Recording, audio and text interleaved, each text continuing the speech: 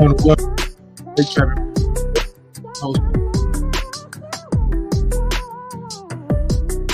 Tonight, that's the day. We finna talk right tonight.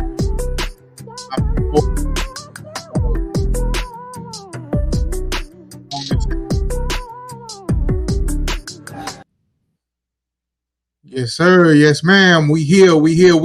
And in the moment, I am fit to introduce our guest for tonight, for this evening. His name is Mr. Kevin Palmer. His handle is E18Hteenwheelin. And right now, I want you guys to welcome him in and give him a round of applause, Mr. Kevin Palmer.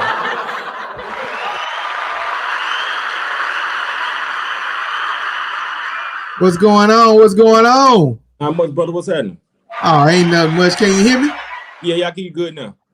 Appreciate you for coming in, man. Say, hey, first of all, I want to say thank you for taking a moment out of your Sunday to come on the podcast. And what made you come on? What made you come on? What made you say yes, sir? Well, today was a good day anyway. The Cowboys won, so it was a good day. I ain't gonna even give you a hand clap for that, but okay. Cowboys won today. But like I said, I remember you reached out to me a while ago. I think you had interviewed Pamela or something like that, right? Yeah. I knew around this time right here, like I said, I have a couple things going on. You know what I'm saying? You know, it's almost like, you know what I'm saying, when rappers pretty much have an album coming out, you know what I'm saying, they go to the Breakfast Club.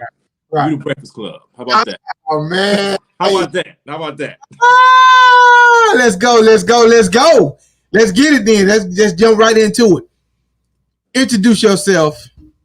All right. Well, like I said, to anybody that don't know, E18Hteenwheelin, you know what I'm saying, my real name is Kevin. Like I said, I go by E18Hteenwheelin online. CDL license holder. I don't know if anybody actually know that actually drive. You know what I'm saying? I'm actually a license holder as well. And just got into the apparel business, you know what I'm saying? Like I said, kind of got bored with driving, you know what I'm saying? Kind of was looking for, you know, just something else, you know what I'm saying, to kind of create another stream of income. Simple as that. So what are some of your first of all, let me dive into this. When did you start driving?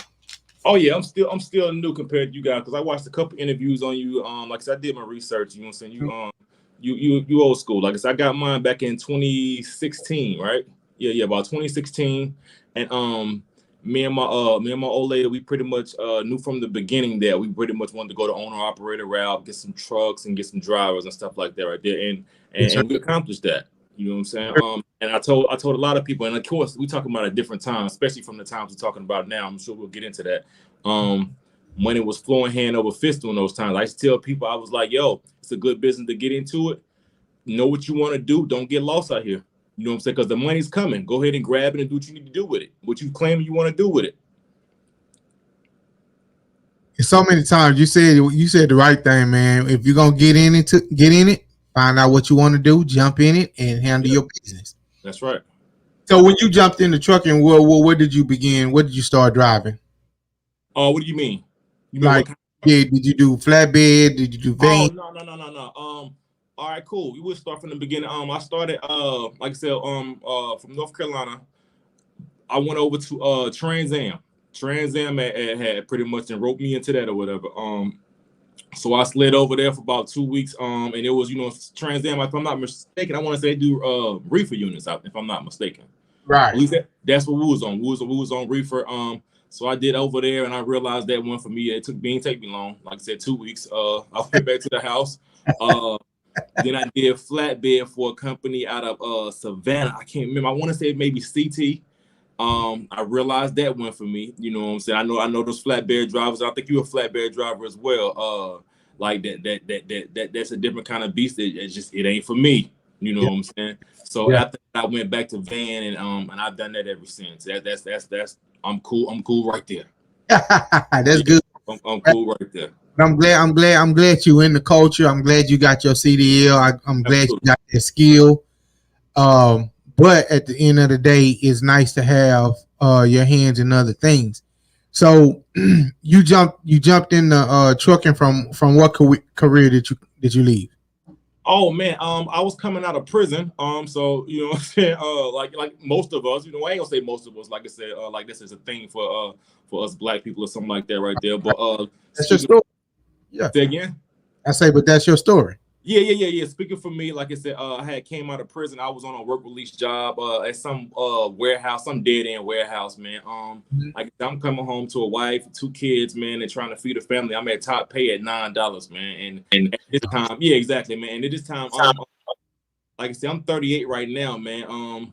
At this time, man, I was early 30s, whatever. You know what I'm saying? Again, you can't feed nobody off that, man. So again, like I said, I don't even know I strategized. I waited for them to fire me. You know what I'm saying?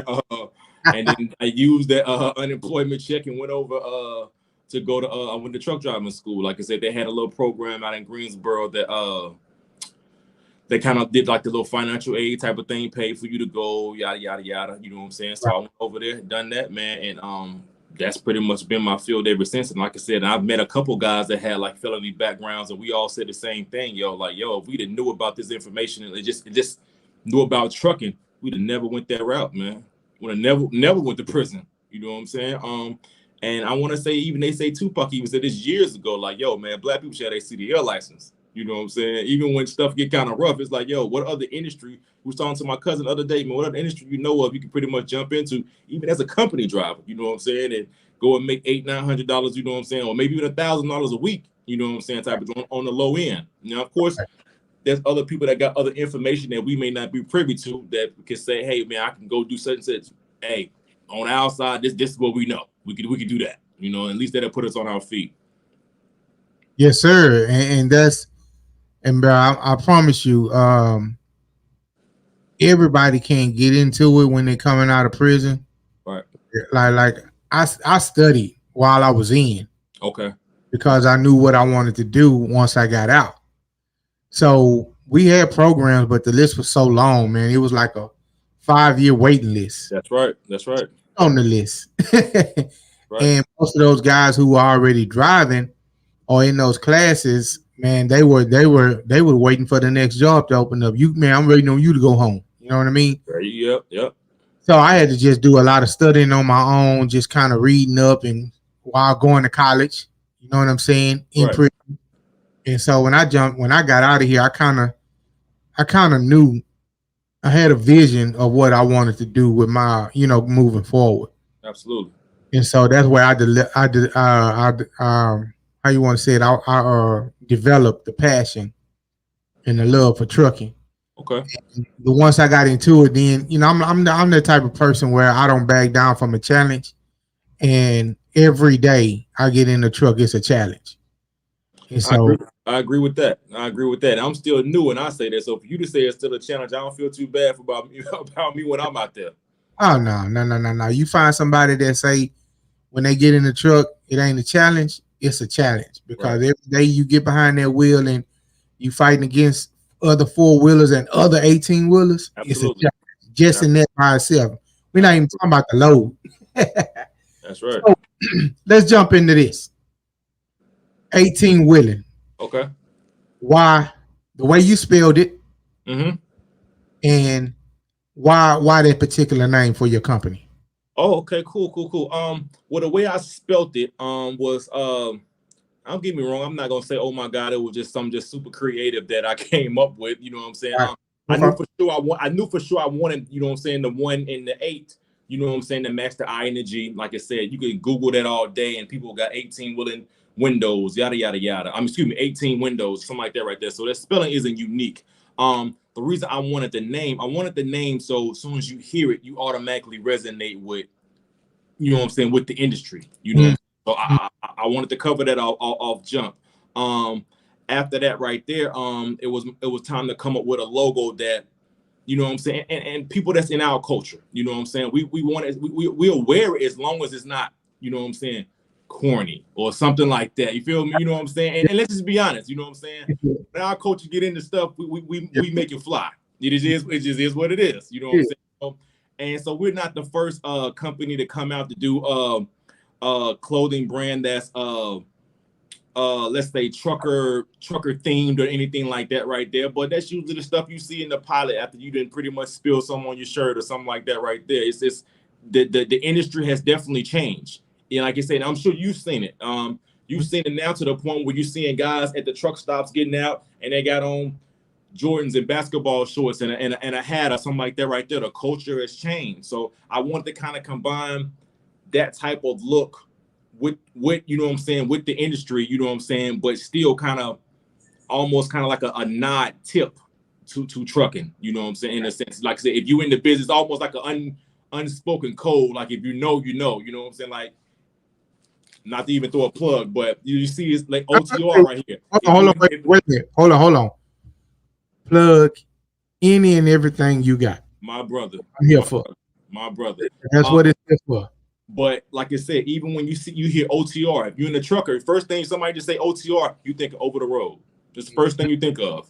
You know what I'm saying? Like if you're a trucker, most of you hear off duty or something like that. You think, okay, it's a duty status, it's that and the third. So I want to kind of have stuff like that right there. But like I said, I wanted it to be something that it was subtle enough. But if you're in the business, you know type of thing. Because eventually, of course, you know what I'm saying, you would like for it to cross over to the point where people that's not even in the industry wearing it. Same way with I always use this example. With polo. I'm sure polo, you know what I'm saying, we familiar with polo, you know what I'm saying? But polo was a sport that, you know what I'm saying, white people wearing it. And now black people wearing it in the club. Nautica. Yeah, exactly. You feel me? You know what I'm saying? Exactly. You know what I'm saying? And we wearing this stuff in the club. We can't wait to get our Jordans on Saturday. You know what I'm saying? To match it with some polo, which, let's be honest, wasn't even invented for us. Nope. You know what I'm saying? Like these people in a club somewhere, a golf club or whatever. You know what I'm saying? So that's how I wanted to do it. And that's cool, man, because I'm glad somebody. I mean, I'm glad for the culture of trucking. Absolutely. And I'm going to say this here, and I'm not a prophet or anything like that. I just want to speak that over your business, that it will take off, brother. We appreciate it because it's the first unique thing I've seen coming from us in this game, in the culture of trucking. And that's what drew me to your page. I was like, man, I need to talk to that guy, man, because he got apparel, he got sayings, and I know you got stuff on the fire, because there's so much in trucking that you can put on a shirt, you can put on, you know what I'm saying? And so that's why I was intrigued about your business, where you started it from, how you got started, where you want to take it. Right. I want to know all of that, not your secrets to success, but what motivated you to even put your hand in it. Even though you have your CDL, you decided to go a bit further with it and jump into the apparel side of it. All right. Well, it's clear. Like I said, and this is what I'll say also, and I'll also give you the secret to success too. It ain't nothing new. It's consistency, brother. It's consistency. It's staying the course. It's continuing to show up. That's simple as what it is. You know what I'm saying? What drove me to it outside of truck, even though I had a CDL, I'll be honest, man. I don't love trucking. Like, I mean, I remember early in the conversation, you said, you know what I'm saying, I developed a passion for it. I don't have a passion for trucking. Don't get me wrong. I like it. I like it, especially when it's good to me. You know what I'm saying? But you can even agree, as of lately, man, this whole year, it ain't been good to none of us, especially us owner operators, stuff like that, people that's holding these trucks. It ain't been good to none of us. You know what I'm saying? So again, man, I like it. Like I said, it's a good business, man. Matter of fact, it's a great business. You know what I'm saying? But I can't genuinely say if I had nothing, if it was just one thing that I can do to pretty much make whatever living is, you know what I'm saying, that I made per weekly or something like that right there, that I would choose that right there. I can't necessarily say that. Like I said, again, I like it. I like it a lot. You know what I'm saying? So anyways, what draw me to, you know what I'm saying, apparel and stuff like that right there. Like I said, looking for different streams of income. I would say mostly my thing is I like business, man. I like business a lot. I like being able to create a vision and actually seeing it come to fruition. I mean, forget if anybody buys it. You know what I'm saying? Just the point that I was able to pull this out of my mind, I was able to manifest it. You know what I'm saying? That's the strength right there. You know what I'm saying? Just being able to manifest it. You know what I'm saying? Like all this stuff you guys are saying, man, this is stuff that I've done literally on this self. The same phone that I'm pretty much, you know what I'm saying, holding right now. I've pretty much done that in the back of the sleeper or something like that. Like, all right, cool. This right here look fly. You know what I'm saying? This, then the third. Had a cousin ask me, he was like, where you get your inspiration from? I was like, man, driving down the highway. You know what I'm saying? Literally driving down the highway. You know what I'm saying? But yeah. So like I said, it was mostly just, you know what I'm saying, create a different stream of income. It's something I enjoy doing, man. Like with this whole apparel stuff, this is something I would be doing anyway, matching hats up with shorts and sneakers and hoodies, but it would say Nike or Adidas or, you know what I'm saying, or some designer brand that they crazily overcharging us for. You know what I'm saying? Right. But yeah, that's it. Man, let me tell you something. I can appreciate it, and I say thank you. Because now I got, like I would always say, bro, I got somebody in. It's funny that you said that when you said you normally would see truckers getting out in boots and jeans and, you know what I'm saying, trucker hats. Now you're seeing guys and girls, ladies also, getting out of the truck, and they got on the Jordans, they got on flip flops, they got going to the. That was me. Yeah. That was me back in 06, 07, 08, 09 when I was running over the road. Right. 10, 11, going from Houston. I would get out the truck in some Jordan flip-flops. There you go. Jordan shorts. And I equate that to how Iverson came in and bridged the gap. That's a great point. Yeah. You're absolutely right. You're absolutely right. The Fab Five. How they came in, but for me, more of Iverson, because Iverson took his style to the NBA, and so that kind of merged hip hop and the NBA, and then they start collabing. That's right. See what I'm saying?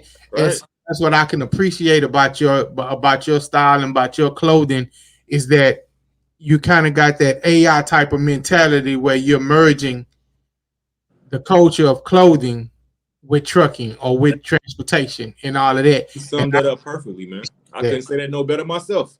Say, man, I mean, bro, I watch. And I can tell you summed that up perfectly. Listen, I'm gonna make sure I remember that if I go on another podcast, that's what I'm gonna say. I'm gonna say, yo, so what I did was hey, it's yours, bro. Yeah, I know that's right. I just sit back and I really appreciate you guys for even, because trucking ain't for everybody. Right. When I train somebody, I say, man, I'm training you. I'm glad you're getting this skill, but you might get in and say, hey, man, this ain't for me. Right. But you find another way to be a part of trucking. Right. Exactly. Right. You might be a dispatcher. You might love dispatching. Man, I had one of it may have been last year this time or something like that, man. We had some hoodies or whatever, right? And again, please excuse me, these ain't useless plugs, you know what I'm saying? But it just goes with it. Hoodies, whatever. No, time out. Let me say this here once again. It's not a useless plug. That's what you're on here for. Boom. Your brain. Hoodies or whatever, right? They had like a NASA theme joint to them or whatever, right? And they say all 48 and beyond. Yeah, I seen the hoodie. I seen it. Right. The message behind all 48 and beyond, all 48 and beyond was clearly what you were saying. Man, we've seen so many people get in the truck and they take it beyond the steering wheel. Mm-hmm. People have started, let's say, apparel, podcasting. People that got Wait, government contract. hold it out. Go ahead. When you said 48, see, you just took it somewhere else. When you said 48 and beyond, Right. I'm thinking 48 and beyond. So you're going beyond the 48 states. You're going to Canada. You're going to Alaska. You see what I'm saying? Right. So, but you're saying 48 and beyond, meaning, go ahead. Yeah, exactly. Okay, I'm glad you clipped it up. Yeah. When people say I do trucking, and most people usually say, "Oh, I do all 48 states." You know, so okay, cool, yada yada yada. That's a trucking term. But when you say beyond, now I'm going beyond trucking, beyond the steering wheel. I'm taking this business, and now I'm pretty much starting a podcasting, clothing apparel. I mean, like, you can probably interview so many people. I've seen so many different people and things that they've started beyond trucking. You know what I'm saying? But trucking started that.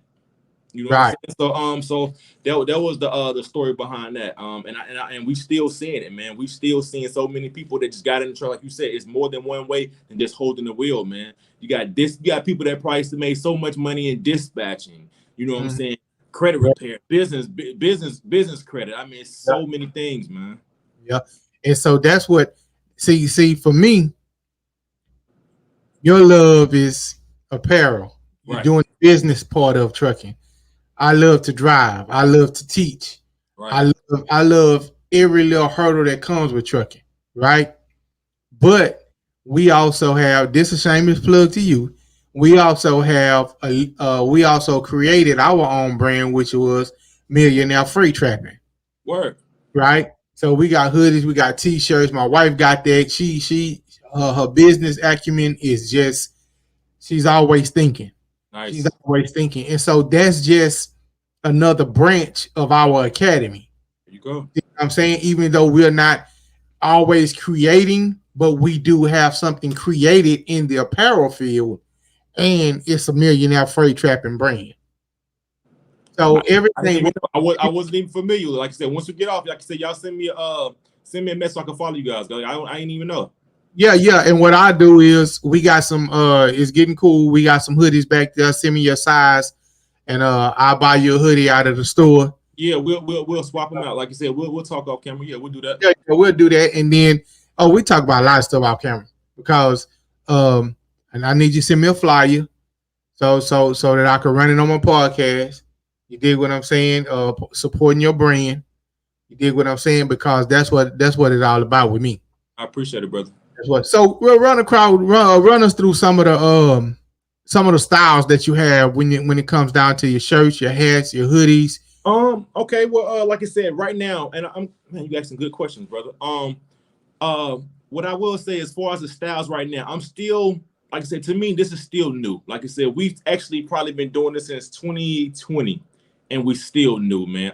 Like I said, we get into it's so many different avenues of apparel and stuff like that, where people just assume, hey, just get some clothes and or get some blanks and just get somebody and embroider it on it. It's so many different avenues. But as far as styles and this, that, and third, man, I'm starting to kind of get a feel for my customer yet. You know what I'm saying? Because everybody, especially us truck drivers, man, and me, I made this stuff for. If I just to pretty much give you an idea, I made it for, let's just say, if you familiar with Fab, the rapper. Yes, sir. Fab had a CDL license. I'm looking like, oh, hey, this the guy. You want Fat Joe? You do these fly guys. But right. I gotta realize some of my truck my clientele, man, they just not maybe into the flamboyantness. They just kind of just want something just old school. Just give me something just black and white. Yes, you know what I'm saying? So a lot of times I may jump the gun, and you know what I'm saying, I may get something, let's say like this right here, purple, but then the joggers might have like a fluorescent green drawstring cord on it. Some people hit me like, yo, that's just so heat. And then, like I said, but it ain't too many people that's gonna go with that. So I might end up holding a little bit up to maybe the next season or something like that. So right now I'm still learning, but as far as right now, I'm trying to my old lady, she always tell me keep stuff real simple. Like I said, crazy thing is the number one thing I should have right now, and I probably just started to get on that wave, is t-shirts. I'm hopping on hoodies and joggers and snapback because I'm pretty much dressing me. You know what I'm saying? When I got to realize, yo, you created a business now. You know what I'm saying? Right. And you got to kind of appeal to at least majority. You're never going to appeal to everybody. So right now, we still wearing t-shirts down here in Houston. Oh, you in Houston? Okay, I'm in Florida. I thought you were about to say Florida. Yeah, I'm in Florida myself. And like I said, it's still warm here too. It's still pretty warm here. How did y'all feel with that hurricane? Y'all good? Oh man, yeah, we got up out of here, man. We've been in Florida about 2 years. And this was our first one. And like I said, we talked to some people in Lowe's. We was gonna chill, but the day of, man, we was kind of like, you know what I'm saying? We went on ahead and got up out of here, but we came back, man. It wasn't nothing. We at least the area we was at. Like I said, we right here in Central Florida.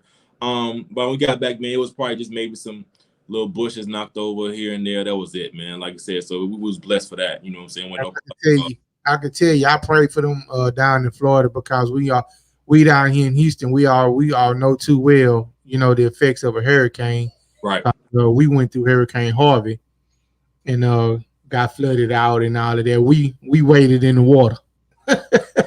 Me and my completely off topic, man. Me and my wife, man, we was kids, man. We was thinking about moving to Houston, man. We was like, yo, man, that housing market down there was incredible. You know what I'm saying? You was getting so much more house.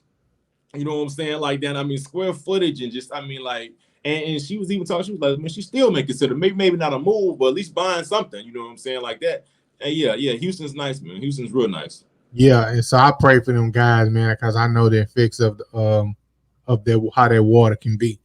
So so you just kind of you kind of brainstorm taking some of the slogans from the culture and kind of just putting them on or whatever. Yeah, that's actually technically about how we started. You know what I'm saying? A lot of stuff you might see say off duty and stuff like that. And just get me wrong, that's my favorite duty status. So I use off duty a lot. You know what I'm saying? Hey, hold on. Let me give you an idea, and I want you to run with it. I want you to run with it. This free. All right. Make you some onesies that say sleeper birth. I'm gonna hold on to that. It's something I can do with that. Wow. It's something I could do with that. It's something I could do. Hey, listen, and I'm sure, you know what I'm saying? It's some truckers out there that'll go with that. Yeah. It's something I could do. I thought you was gonna say gold. That's what I thought you was gonna say. Oh, yeah. I was on the mind, like I was in the mindset of the cab when you said off duty. Off duty. Yeah, I like that slogan too, but shit, I like to sleep.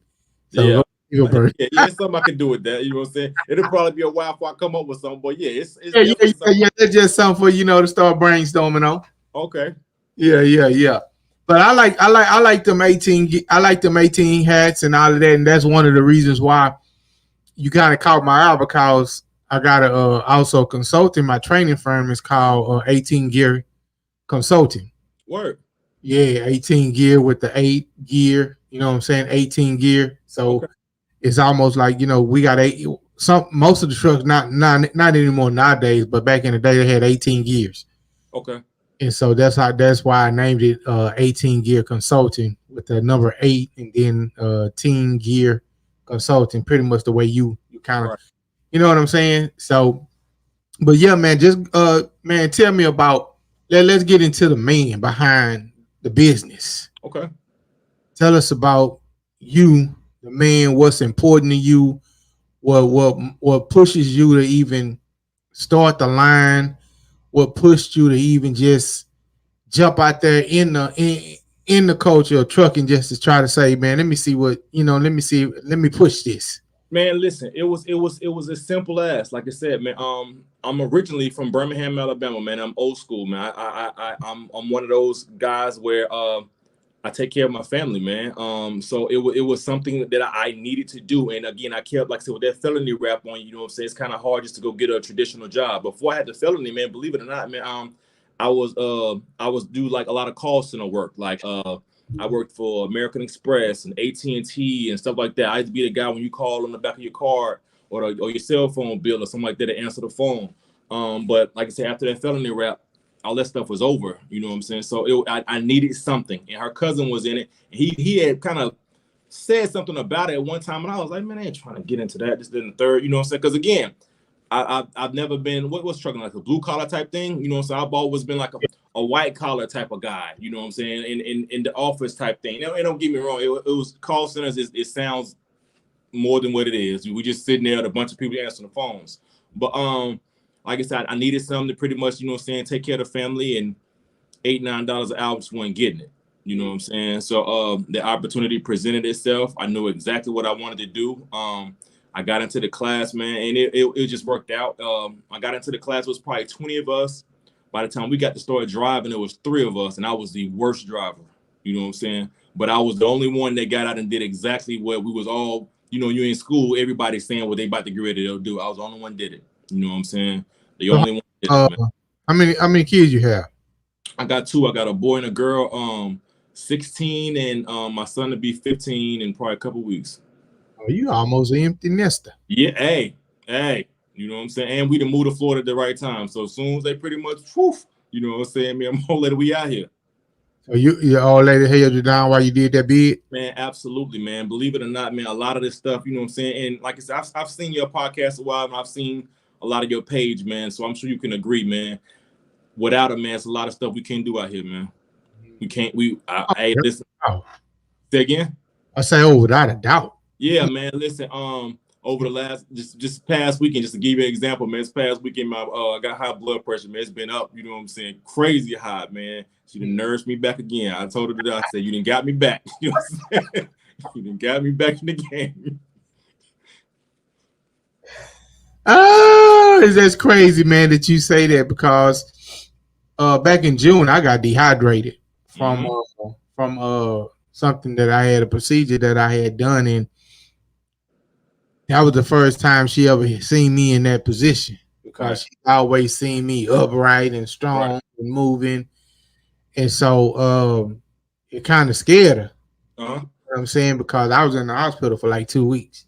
Whew. Yeah, 2 weeks, bro. I was dehydrated bad. So she nursed me back.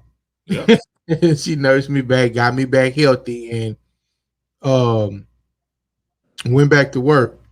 But now we're facing, I ain't gonna say facing, but now we finna beat this prostate diagnosis that I have. Gotcha. And so we finna, once again, you know what I'm saying? Here she goes. She finna nurse me back again. Absolutely. Because we already sat down and talked about the plan and what's gonna go on, how we gonna do this, how we gonna do that, right?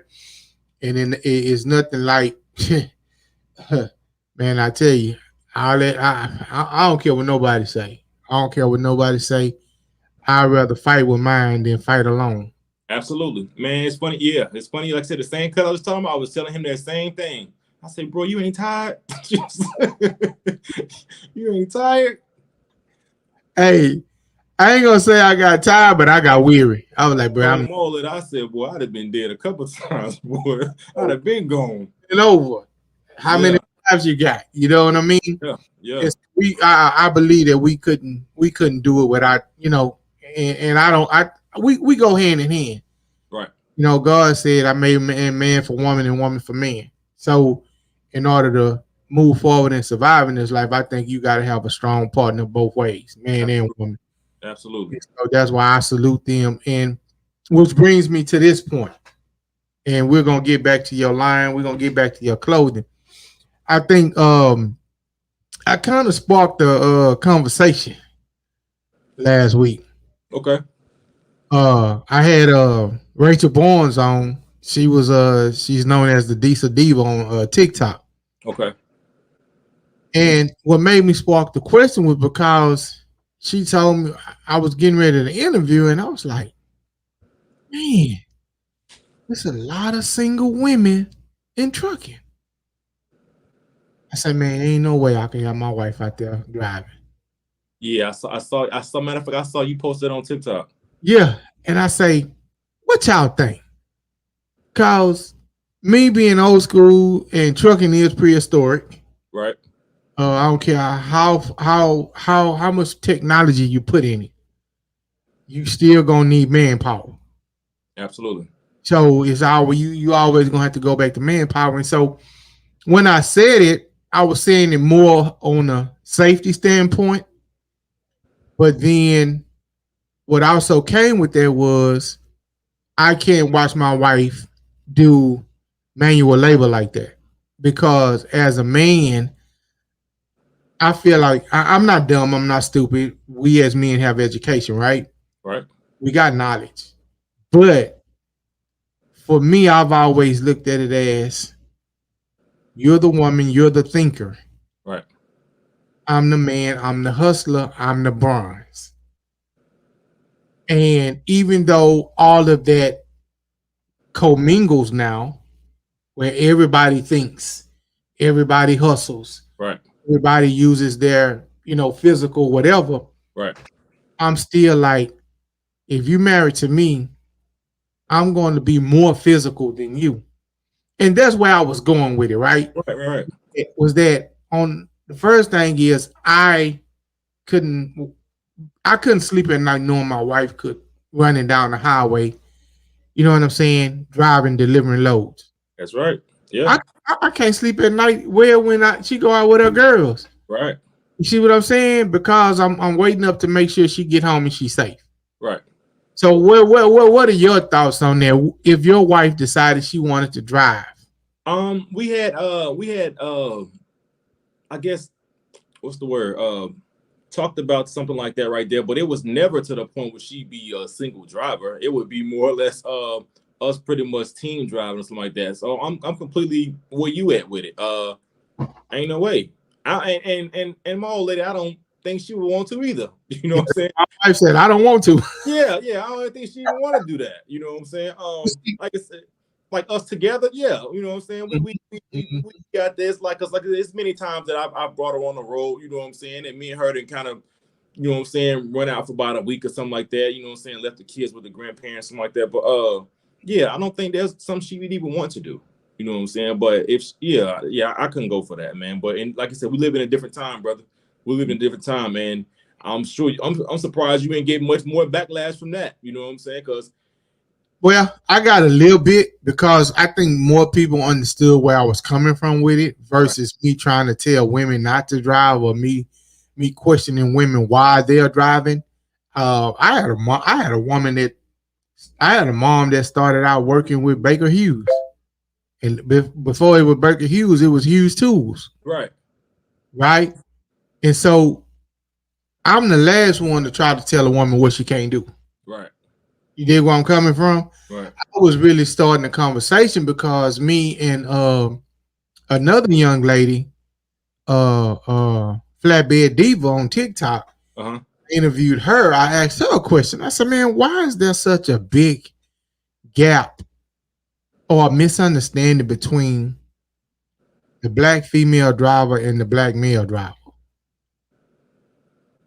Because you can see a black female driver and she's trying to top a load, right? And sometimes you get out and say, can I just give you a word of advice on how to do that easier? And oh, brother, you ain't got no sense. I've been doing this for 2 weeks. I know what I'm doing. Thank you. And I'm not saying all of them, it's just some of them. But the question, I just posed the question to her. I say, what is that about? You see what I'm saying? What is it about that we can accept help from each other and be okay with it? All right, go ahead. Cool. To be the devil's advocate here, here's a question right here. Would you have asked, let's say you saw her having trouble, this, that, and the third, whatever, wind blowing, yada, yada, yada. I know how that is. Would you have asked the guy if he, you know what I'm saying, the same question? Yep. All right, well, cool. Yeah, you safe then. Yep, I've done it before. Yeah, you safe then. Because when you're down in North Dakota and you're picking up drilling mud, and you have to talk drilling mud in -6 degrees, bro, you help each other out, bro, because before you know it, them tossed froze up. That's right. Them tossed froze up. Hey man, I got out of it before I realized that was coming. I realized this wasn't for me. That ain't for me, man. I've been out there in the summertime, and you know what I'm saying. And that's what a top weigh about 100 pounds, something like that. Yeah, man. I was like, bro, you know what I'm saying. And sometimes I get out there, my head get to hurting, bro. I said, yo, this ain't for me right here, man. Yeah. And don't get me wrong, they was paying a little bit more than what what Van was, but hey, listen, just hey, I'm cool. Let me just hey, I tip my hat to y'all, bro. And I know some people that live by flatbed. They don't do nothing else.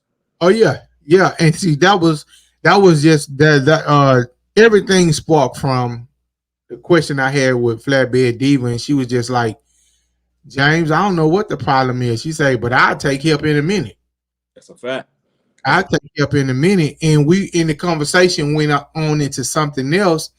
And so I told her, I said, hey man, I'm gonna create a panel and we're gonna jump up and we're gonna get on here, and it's gonna be 3 guys and 3 girls, and we're gonna talk about what can we do to bridge the gap between our relationships. Because first of all, and this led me to the question was, when you ask a female flatbed driver if she needs help doing something, if she's attractive, if she has a shape, if she knows she has a shape, if she knows she this, she knows she that, and then some of them who don't even have a shape. Right. Just some women that just feel like men are just asking because they'll want, after they help you, they're gonna want something from exactly. So we know the reason why it's the problem. Exactly. That's the reason. That's the reason. And so I told her I want to clear this up. I want to clear it up that I'm gonna say not all truck drivers, and this is including all races. Right. Not all truck drivers are willing to help you just because they trying to put you in debt. Right. You know what I'm saying to them? Right. I'm saying, oh, I bought you lunch, so you got to do this. Right. Some people are just nice. Some people just go in the grocery store and see you short $10 and say, "Oh, go home. I pay for all her food." There you go. They just paying it forward nowadays. There you go. And in trucking, that's the way we are beginning to pay it forward to the sisters that are. I mean, when I say sisters, I mean every race. Right. I get you. Yeah. That's how we are paying it forward to the sisters who are coming into a industry that is still male dominated. Right. And that's what I be trying to get these sisters to understand. Some sisters I hit on TikTok because I'm still intrigued that I want to know your story. What made you get into trucking? Right. That's what my podcast is always been about. And that's why I got behind the mic, is because if you're in trucking, I don't care who you are, I want to know why you got in trucking. Male, female, dispatcher, broker, freight agent, FMCSA, sitting on the board, whatever you are. If you're willing to come on here and tell your story, that's what I want to hear. Right. You dig what I'm saying? And it don't have nothing. Man, look, I'm not messaging you for no other reason. You dig what I'm saying? It's right. To get your story. Why you in trucking? I don't care. You ain't got to put on your platform that you coming on my platform at all, because right. I'm not trying to gain no followers. Right. I'm not trying to get no blue check. I literally do this for the love, bro. There you go. I literally everything, bro. Ain't nothing. I pay for everything in here to help me start this. I'm not trying to pay a bill. Right. You know what I'm saying? Through social media. And so that's why I reach out to a lot of truckers. That's why I reach out and I came up with a lot of truckers, or I started making those little short clips on TikTok, is because I wanted truckers to know, hey man, this is a safe space. I just want to get to know you through the lens, just like I get your story about the apparel. And if I support in any way, I'm coming in, hey man, I like that. Let me buy this from him. Right. You see what I'm saying? And no matter how many people get exposed from this, I want to expose you to my family. You know what I'm saying? And that way you are successful. Right. And that's how I want to do it, bro. Okay. That's all I'm trying to do. Bro, we appreciate it. He's on my side. We definitely appreciate it. We appreciate it, man. Oh yeah, that's the bro. And it feels good, you know what I'm saying? It is what it is. It feels good coming from a black guy. It is what it is, man. We so against each other out here, man. It feels a lot warmer. It feels a lot warmer. And my wife told me, she said, I don't know. I normally don't get into the back and forth on Instagram or TikTok or any of it, right? So, but I got thin skin, right? Right. And sometimes, you know, and I was telling the guy, we was talking about the limiters that they're getting ready to put on they're trying to put on operators, right? Right. And I was saying, man, I'm kind of with it, but I'm kind of not, because I've been in a situation where a truck was doing 110 going by me. Yeesh. But I know he was doing 110 because that was my running partner. Right. We were going down to Brownsville, right? And when you go down from Brownsville, from Houston to Brownsville, there's an area after this city called Rivera, that it's about 72 miles to the next city. Right. So it's a long stretch.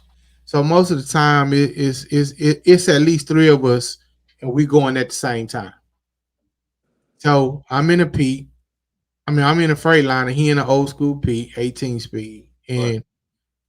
we just want to see what the trucks do. Right. And it's a 2-lane highway. You got 2 lanes over here, and the other 2 lanes coming the opposite of you is all the way on the other side, right? So Right. Right. it's just you and him going down the So highway. you saying you feel comfortable, you know what I'm saying, seeing what the truck can do, right? Comfortable. So we send one truck ahead. He get out about 15, 20 minutes ahead, and he makes sure ain't no bears out there on the street. Right, right, right. I'm Right? glad you use that term too.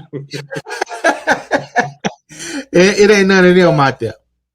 So once we come out of Rivera and we going out and we get to a certain point, they got a weight scale. I mean, not a weight scale, a rest stop. Mhm. Once we get to the rest stop, we side by side. You know what I'm saying? Right. And so we on the CB. Let's go. We get the hidden gears. So I know I'm doing 80, 85. Right. This cat walked me down Oof. and put about 3. I'm talking about steady, a steady 3 trucks and a trailer between me and him. Oof. So if I'm doing 85, I know he doing as good as one. Easy. So that's where I got that from. But like I told the guy, I said, hey man, you can't come on here and tell me what a truck can't do. You can't tell me about my experience telling me it ain't no way. Because I ain't been where you been, you ain't been where I been. And see, that's the only problem I got with these super truckers out here. They want to tell you, you know what I'm saying, what your experience is. And so my wife was like, hey, you know you can't battle with all of them. I said, I just felt like doing something the other day. What would you say? What would you say would be a good speed they should, if they're gonna put the governor on anyway? What would you say would be a good speed? 85. 85. Because what y'all doing in Texas? Like I said, I ain't been there often, man. But usually on 20 was about 75. 20 coming out of Dallas going into El Paso, or going out of Dallas is, I think it's 75. But we have a stretch going out I-10 going into El Paso is 85. Oh wow. Okay. Yeah. So if you have, my thing is the highest speed limit in any state, right? Right. Because this is FMCSA, so they're the federal government. So that means all of the states are going to have to fall into line with this, right? Absolutely. So if the highest speed in Texas, I don't care how long it is 85. Then if you're going to govern them to 85. Makes sense. Don't govern them down to 65. Okay, that makes sense. Cause I mean, like, yeah, if you're gonna do that right there, you need to change some signs somewhere. Then you know what I'm saying? Okay, I get what you're saying. See what I'm saying? And so I think politics run the United States.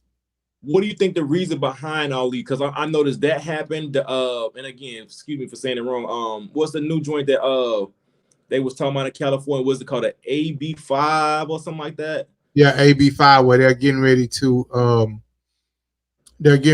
do away with all of the gas engines by 2000. And then with also in that same breath, there you're no longer a contract worker. Mm-hmm. You're no longer a contract worker. You have to either be a company driver or owner operator. What do you think the reason behind all these new regulations? Or do you think they're really just trying to get rid of all the smaller owner operators and get a power back to the bigger companies? I just think they're regulating, but at the same time, they know that if they regulate, they're going to push you into a bigger company. You see what I'm saying? Okay. Where okay, I ain't trying to drive this no more. Let me go work for a CRST. Right. Let me go work for a Swift. Let me do this or let me do that. But I'm gonna just tell you like this: it's not hard being an owner operator if you understand what it takes to be an owner operator. Right. See what I'm saying? It's just like when they came out with the ELD. I was an owner operator then. I was running on logs. I was like, man, no, they can't do this. Everybody was in the uproar. Right. And being in prison, you understand that nothing stays the same. That's right. They coming in there with a new rule every day. That's right. All of a sudden now, you can't walk around the day room in your shorts. That's right. That's right. That's right. Why? Because you got a new warden. Yeah. Every time you get a new president or a new senator or a new whatever, even a new president, everybody wants to come in and make their mark. Everybody wants to say, I came in and make trucking safer. Right. I passed this bill, I did that bill. So it's up to you as an owner operator, a trucker, even with us. I work for a company. I let my truck go 2010 because in 08 the whole bottom just fell out of it. All right, real quick. Is that worse than what it is right now? Or this is worse? No. 08 was worse. When George Bush was in there. Woo, man. 2-3 months ago, I let 3 fly in a trailer. I said, ain't no way, bro.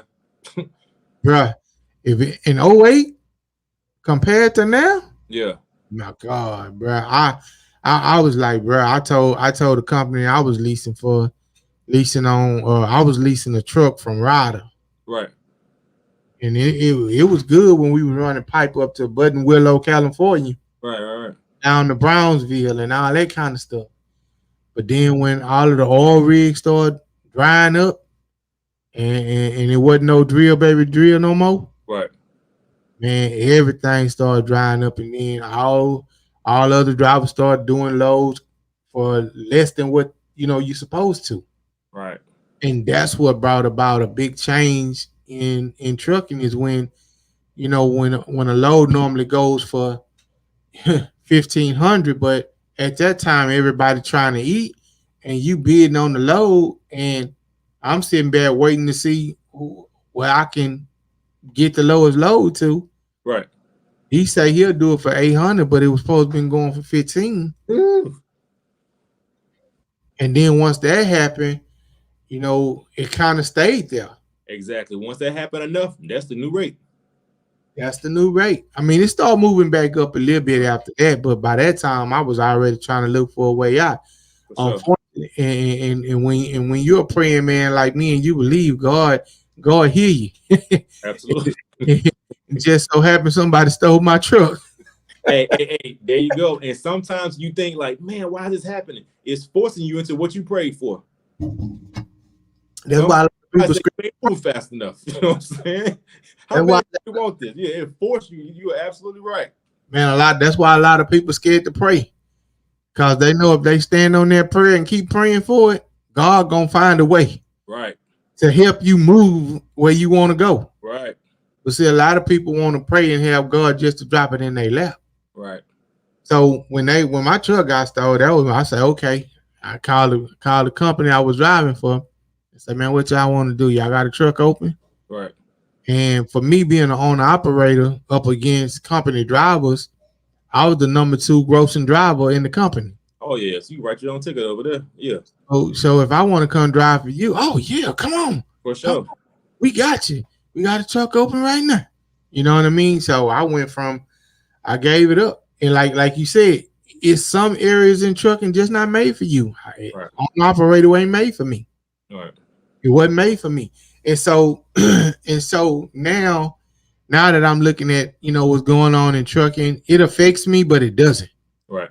You know what I'm saying? It's just like they got new medical laws coming in where the clinical doctor that you go to get your medical card from, they're holding them responsible for anything that happens on the highway that you signed off on a man's medical card and you knew he wasn't supposed to be driving. Oh wow. Hey, and it's funny they just starting to do that, man, because there's been times I've been out there, I said, ain't no way, how in the world such and such, or he or she passed the physical. Man, Bruh. I was in Virginia one time, man. I seen this old lady, man. I swear she was 70 or something like that. She got out like with like a walker. I had to help her up the steps. I said, how does she pass that physical? Yeah, you're absolutely right. And bruh, they had a gentleman, they just had a lawsuit. And a matter of fact, they didn't even charge the man, and that's why it made news again. But it was a guy, he had a history of seizures. Yeesh. And some kind of way he still got his medical certificate. And he was driving and messed around and had a seizure. Oh man. And went across went across the median and hit a car and killed a daughter, a daughter and a what was it, daughter and a grandmother, or a grandmother, a daughter and her mother. Right. Now the grandparents are trying to, fight for justice, but at that point they didn't even. I was crazy, and this was after the incident in Colorado. You charge this young man because his brakes locked up. He lost brakes, and he killed a few people, and that was horrific, man. Right. That was horrific. You know what I mean? And you charged him, and you didn't even charge the guy who had a seizure, Yeesh. and he wasn't even supposed to have a medical card. Right, right. And so those are the kind of things that affects me as a company driver. Right. Is that I got to keep my health in check, because now if I go in and because I'm gonna tell you something, it's some guys that work with me, or I used to work with, that I was at that company at the company, and they said, "Hey, your height, your weight, the circumference of your neck." I'm black. We all black. Mm-hmm. Bruh. The sleep apnea. Exactly. I got a neck like Reggie White. Right? And they said because of the circumference of your neck, you got to go have a sleep study. Okay, now you got to get on a CPAP machine. Okay, now you, if you're not in compliance with that sleep apnea test, or the machine that satisfies the medical side of things, you can't drive. Right. That affects me. Anything medical affects a company driver. Right. Because now if you're not in compliance on that side of it, now you got to get out the truck. Mm-hmm. See what I'm saying? Right. Those are the things that affects a company driver. Now, all of these ELD, they got something else now that they're trying to put on the trucks, even the DEF, right, the governors, all that kind of stuff that affects owner operators. See what I'm saying? Right. And what's happening is, from my aspect, when I had my own truck, I was like, man, somebody lining their pockets because they came up with this ELD, mm-hmm. and now they're forcing it on everybody, and they're lining their pockets with it. Right. That was my thoughts about it, because it happens. They no longer call them interest groups. First, they was called interest groups, where interest groups will get a senator to get behind their interests, mm-hmm. Mm-hmm. and push a rule, push a whatever. Is that what you thinking is happening with all these new regulations right now? Of course. Okay, I agree. Of course. That was the point I was trying to make. Exactly. That's exactly what I'm thinking. Of course. Every time anything happens on the highway, anytime anything happens to where it hurts somebody on the highway, that's why I told these guys that, fighting back is all well and good. But as long as we still having people like that CRST or whoever he was driving for, he was pulling a Warner trailer, 22-year-old trainer with a trainee in the back. Crashed into a gas station, killing a race car driver. Jeez. Injuring the store clerk. 22-year-old trainer. My thoughts was this here. He ain't even been driving a car that long. Bruh, even if he'd been driving since he was 18, he still don't have the 5 years that FMCSA require at this moment. Right. I'm not talking about company. Right. FMCSA requires you to have 5 years of experience because they got the ELDT training, the ELDT, which is the certification course, if you're a new driver, right? Right. Then they have the behind the wheel certification. Well, before you get certified behind the wheel, anybody that signs off on that certification has to have 5 years of driving experience. Mm-hmm. You can't have 3 years and sign that certificate. That's a problem. They're not going to honor that. That's right. So why would you put somebody behind as a trainer who only has at the most, if he got his license when he was 21 as a CDL driver, that means that he had his license for 1 year. Yep. Which not even 1 year, because it took maybe 4 to 6 months for him to get it when he turned 21. You go. You're out. You're right.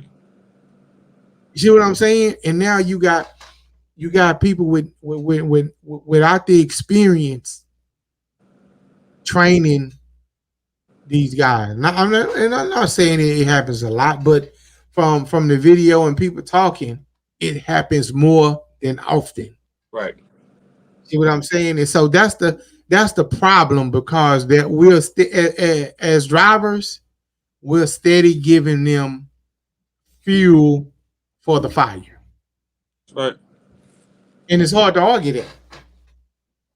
You know what I'm saying? It's hard to argue that. When I came in, it wasn't just mandated that we had to do the electronic log or whatever. Mm-hmm. But once it finally became like, it was like you got to do it. I ain't gonna need front, man. I wasn't mad at it too much. You know what I'm saying? Because before that, man, my first truck was a Mac. Man, I used to tell myself, I was be like, man, I can't see how people can pretty much stay up 24 hours. I used to be in that Mac, man. Yo, I used to go. Mm-hmm. No break. You know what I'm saying? Just, you know what I'm saying? You know what I'm saying? You doctor everything up, man. When they pretty much mandated them 10 hours, man, I used to look forward to that sleep part. I used to look forward to it. Bro, it kind of worked out. It kind of worked out for me because when I first started driving, they called me Rabbit. Because it took me about 2 or 3 years before I really got comfortable the way I could do a straight 8 hours in the back of my bed. They called me Rabbit because I would drive all of my time out, lay down in the bunk, and I would probably sleep for 2 or 3 hours. Yeesh. And those 2 or 3 hours may be 30 minutes of tossing and turning, trying to make myself go to sleep. Yep, trying to force it, right. So when the ELD came in, I was like, I was already used to sleeping in the bunk. I found out how to do it, and how to get myself comfortable, and all that kind of stuff. But what I found with the ELD was I no longer had to mess with no paperwork. Mm-hmm. Once I learned how to function with the ELD. Right. And that's what it's all about. Once you learn how to function within a rule, everything is okay. You adjust. It was easier. Like I said, it was I'm gonna get some, man. It's be times, man. And again, operating on that on a little amount of sleep, man, isn't healthy, man. They say that's about operating almost like being drunk. I used to Mm. come home, man. Let's say I leave out on a Sunday or Monday, whatever. I get in on a Friday or something like that, man. I might be operating for the whole week, maybe 15 hours of sleep for the week, maybe. You know what I'm saying? Like, yeah, I'm gonna it tell ain't you, healthy. a lot of guys would not ever say that.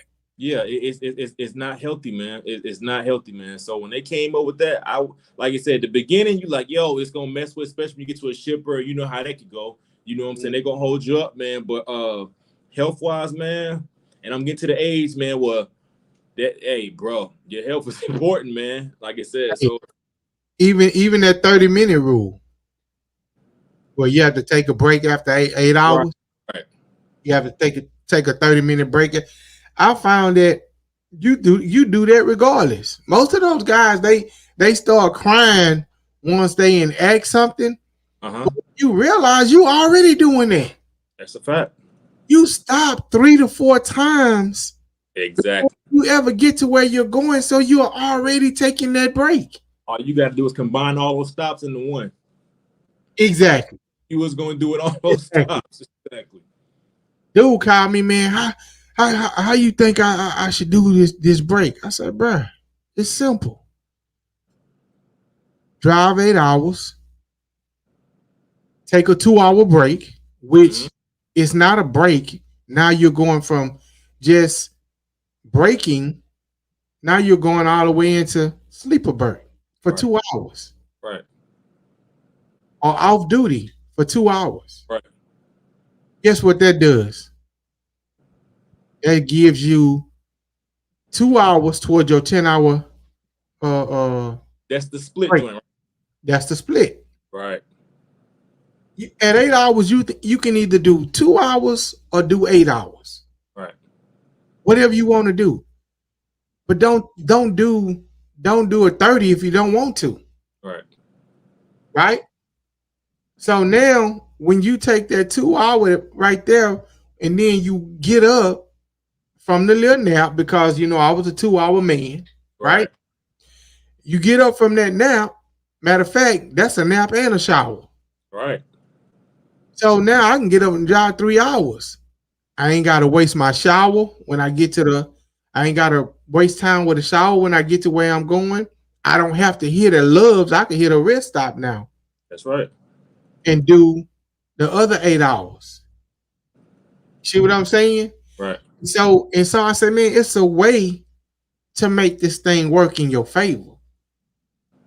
It's the same thing with how you get a paycheck. What they say, man, you got to find a sweet spot. You can't work no 60, 70 hours a week. Uncle Sam gonna take all of that. Mm-hmm. Guess what? Once you find a sweet spot, oh, this 48 is good. Or this 52 There is you good. go. This the sweet spot. Right. You know what I mean?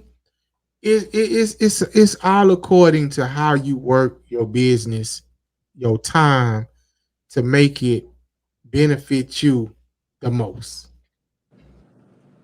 Okay. So I just think all of this stuff is gonna be, everybody's saying, man, it's too much government. Government always gonna be there. You can fight it, you can protest it, and that's what you're supposed to do. Right. I fight, I protest, and I get behind, when it sounds right and it's good to do, I get behind it. But Right. at the end of the day, I don't think that is because I've been where I've been.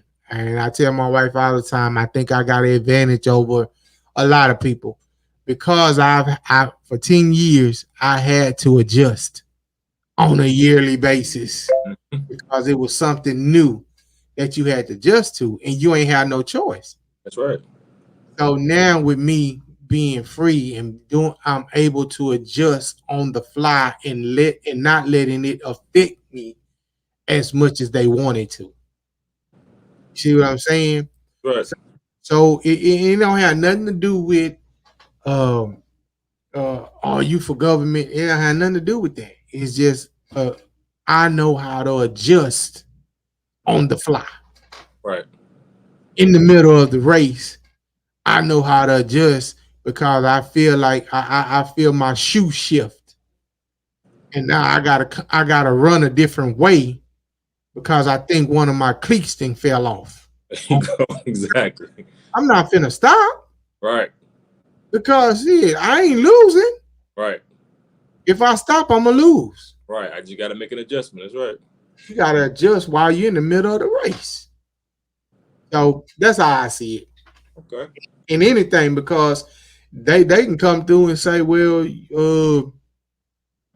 finna do away with something in whatever in fashion, or they finna, bro. Right. You gotta adjust. Got to adjust. You You have. gotta adjust. Say, man, man, bro. This is a grown man conversation. We've been having a grown man conversation. I appreciate you, bro. Hey, brother, I appreciate you. Man, look here. Listen, real quick, I gotta probably in the summertime, man. We probably gonna try to matter of fact, we gonna try, man. I got a good business partner, man. He's phenomenal at this type of stuff. But anyways, we're gonna put together like a tour, and he's pretty much told me, he was like, yo, kind of get like some media behind you. Like I said, you're one of the guys that I actually wrote down. I'm not sure how he gonna formulate this. You know what I'm saying? Then the third, he's good at this type of putting together like a, it's gonna be like a full tour. Like we're gonna pretty much have a full marketing trailer, branded, yada yada yada, and we're gonna go, you know what I'm saying, probably to like maybe 10 different cities, something like that. Houston's definitely gonna be one of them, something like that right there. So like I said, we'll probably begin some details about it, maybe run by the first year, and we'll probably definitely reach out to you. But like I said, this is probably my first time actually saying it publicly. But yeah, we're definitely going to be doing some type of tour. Like I said, a good marketing tour, let people, the truckers know we out there, and not really a tour to say, hey, come by, come by, come by. You know what I'm saying? But mostly kind of talking like we're doing now. You know what I'm saying? Talking about, you know what I'm saying, industry standards and the things that are coming, the ups and downs, you know what I'm saying, the problems of trucking, or, you know, because at the end of the day, we got a logistics problem. And You know, and, it and just is. and how to adjust and pivot on the fly. Absolutely. And Absolutely. so, bro, I just wanna, bro, whatever you need me to, like I said, man, make sure you get me a flyer. Okay. I'm not big. I don't, hey, I put it out. When people see it, they see it. You dig what I'm saying? Okay. Or, one thing that I would suggest is, hey, cause I kind of followed his, he kind of pushed me and said, hey man, go and do it. Uh, our Truck and Hustle podcast, our show, because Trucking. they're Yeah. trucking. I'm with Trucking Hustle, light skinned brother. Yeah. He's in Houston. He's in Texas somewhere too, right? Huh? You No, Trucking Hustle? yeah. He's not out of Texas, but he'll be here in Texas in November. They're having another conference. They had one here about a month. Yeah, I'm familiar with him. Yeah, I've messaged him before. Yeah, he's a good brother. Yeah. Just keep hitting him up because he has a good thing going. He jumped off my podcasting venture. He said, man, just get behind it and talk. He started here, you saying? No. He pushed me to do it because he was doing it. Word. He was doing a trucking podcast before I even started watching any kind of podcast. Yeah, I've been watching him for a while too.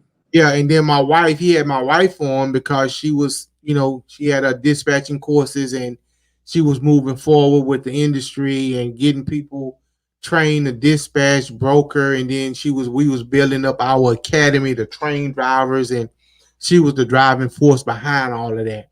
Word. And so I interviewed her, and we were talking. And when I decided to go ahead and do it, he came onto my platform and blessed my platform also. Word. Yeah, and so he's for me, he's the number one trucking podcast on YouTube. Absolutely. So and they're having November 19th, I think it is. Yeah. I'm familiar with, like you said, I'm putting some things together. Like I said, we might be there. It's another one that's in February that we'll possibly be at too. It's down here in Florida. It's a big joint, you know what I'm saying? But yeah, I might check him out as well. If anything, just for the networking, you know what I'm saying? Just for networking, because that's what it's all about. This is This here is networking. See what I'm saying? And I'm not on here saying, well, you on my platform, don't say nothing. Nah, bro, this is what you come on here for. Absolutely. Because you need to put your brand out there. And me and you talking we didn't venture into life. Absolutely, yeah. Everything. And that's what it's all about. It's organic, bro. You can tell people straight up. No, we didn't told if we would have talked. Right. Hey, bro, this is what's gonna happen. It's gonna happen organically. We're gonna talk. I ain't sitting here got no list of questions or nothing like that. We just flowing. That's how I like it. You good at this. Because I thought for sure you had a list of questions. No. You good at this, brother. You good at this. Good at this. No. I don't formulate no list because I love when it's just raw and organic and it come off cool. You know what I'm saying? So, man, I took up an hour and 20 minutes of your time. I really appreciate it on a Sunday. And before we leave here, I want you to just once again tell people about your brand, where they can go support, what to look for in the coming future, and just some of the things that you have on your clothing. Tell them some of the things they can look for, and then we're gonna get out of here. All right, cool. Like I said, the brand, like I said, 18Wheelin. You can find us Instagram, TikTok, and YouTube. Like I said, we just started YouTube. Like I said, I'm still trying to figure this whole social media thing out. YouTube and TikTok. Like I said, we trying to figure it out. But as far as clothing, like I said, we can continue to get better. Like I said, we appreciate anybody that supported us. And I say support, that pretty much means just double tapping, saying you like the picture. We appreciate that. You know what I'm saying? Like I said, we just gonna continue to get better. We got a lot of women's stuff probably coming, top of the year, and of course we got men apparel. And again, here's another thing: we're a small brand, so a lot of times we got to be patient with us. Not just my brand, all of us black brands. We got to be patient with us, man, because we can't. A lot of things that the bigger brands got, they can go out and spend $10 million and get a bunch of stuff real quick. You know what I'm saying? And the reason I'm saying is a lot of people say, oh, but what about the prices? Then the third, everybody knowing your stuff is cheap when you buy in bulk. We can't afford to buy $10 million worth of stuff. You know what I'm saying? We pricing it fairly to the point so we can keep the dice rolling, so we can continue to do this. So like I said, that's just kind of giving people insight on just newer brands in general. But anyways, 18Wheelin and 18Wheelin.com. That's pretty much who can find us at. Man, good deal, bro. Man, appreciate you. Run through a couple of the hats. I see you got the 18 hat on. Oh yeah.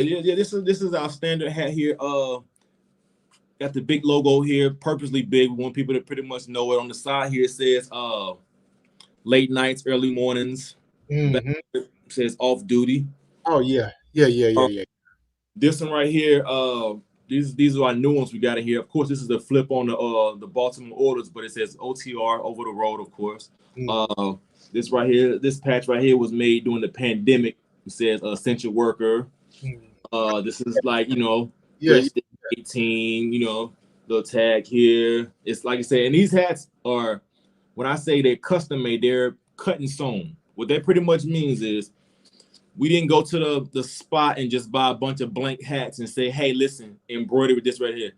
When these hats was made, they was all sheets of fabric. And they had cut them, sewed them together, and create this. Like I said, this is suede under this bottom right here. It's a real soft suede, you know what I'm saying? It's just like it's a good little soft touch, you know what I'm saying? Everything is completely branded. And here's the local one right here. Like I said, right now we kind of got a thing. I try to tag everybody when every time I buy one of these hats, local versus OTR, because it's trucking. We pretty much got our opinion on which one we like the best. But I figured this would be a good way to do it. Here's another one right here. I'm not sure if this is my favorite or not, you know what I'm saying? But of course, that's local, almost like the flip on the Lakers type thing. See that, yeah. This one right here has a branding right here. It says 18th Trucker Series, and then that same green logo on the back, tag here, light blue suede on the bottom. You know what I'm saying? They fit kind of low over the eyes. Real comfortable hats, man. Those on the website right now.